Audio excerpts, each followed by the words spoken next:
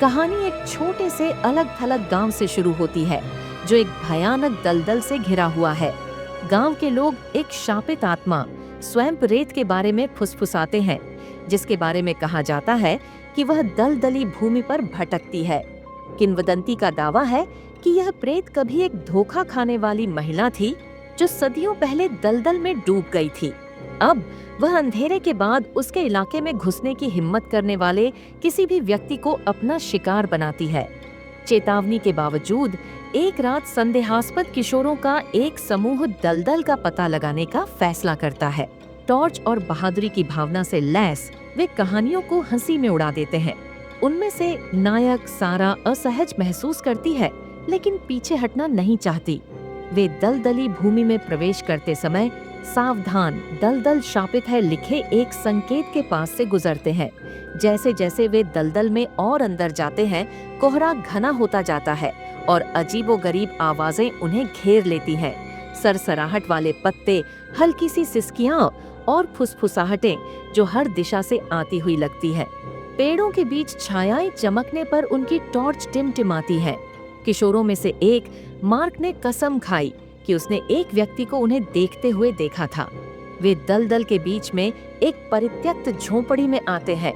अंदर उन्हें दीवारों पर भयानक नक्काशी मिलती है, जिसमें एक कंकाल की आकृति लोगों को पानी में खींचती हुई दिखाई देती है।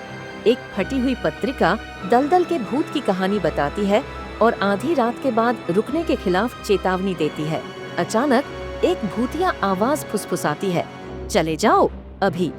चेतावनी को अनदेखा करते हुए समूह खोज जारी रखता है। जैसे ही घड़ी आधी रात को बजती है, मार्क एक रोती हुई महिला की आवाज से आकर्षित होता है। बाकी लोग चीख सुनते हैं और उसे खोजने के लिए दौड़ पड़ते हैं, केवल यह देखने के लिए कि उसकी टॉर्च गंदे पानी में डूब रही है।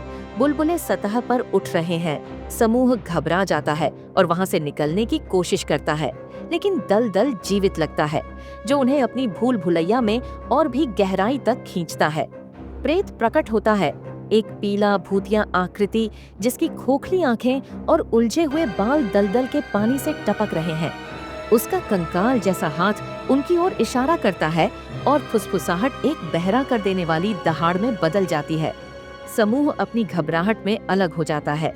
सारा और एक अन्य किशोर, जेक, एक पत्थर की वेदी पर ठोकर खाते हैं, जिस पर चढ़ावे के सिक्के, गहने और सड़े हुए फूल हैं। प्रेत की फुसफुसाहट तेज हो जाती है, उन पर अतिक्रमण का आरोप लगाते हुए। जेक को पानी से निकलते हुए छायादार हाथों द्वारा पकड़ लिया जाता है और उसे घसीटते हुए नीचे ले जाया जाता है। सारा को वेदी से लटका हुआ एक प्राचीन ताबीज मिलता है। पत्रिका ने संकेत दिया कि यह प्रेत को प्रसन्न कर सकता है, लेकिन जैसे ही वह इसे पकड़ती है, दलदल हिलना शुरू हो जाता है। प्रेत का पूरा रूप प्रकट होता है, जो क्रोध में चिल्लाता है। आकर्षण चमकता है और एक पल के लिए प्रेत हिचकिचाता है। सारा प्रेत से विनती करती है, अगर वह उसे जाने दे तो उसकी याद को सम्मान देने का वादा करती है। प्रेत क्षण भर के लिए शांत हो जाता है, लेकिन चेतावनी देता है कि दलदल घुसपैठियों को कभी माफ नहीं करेगा। आकर्षण टूट जाता है और दलदल सारा को नीचे खींचना शुरू कर देता है। आखिरी क्षण में वह सूखी जमीन पर भाग जाती है, लेकिन फुसफुसाहटें उसका पीछा करती हैं। गांव में वापस सारा अकेली जीवित बची है। वह दलदल के बारे में दूसरों को चेतावनी देने की कोशिश करती है, लेकिन फुसफुसाहटें उसे दिन रात परेशान करती हैं। अंतिम दृश्य में उसे एक धुंधली रात में अपनी खिड़की से बाहर देखते हुए दिखाया गया है, केवल यह देखने के लिए कि प्रेत गांव के किनारे पर खड़ा है, इंतजार कर रहा है।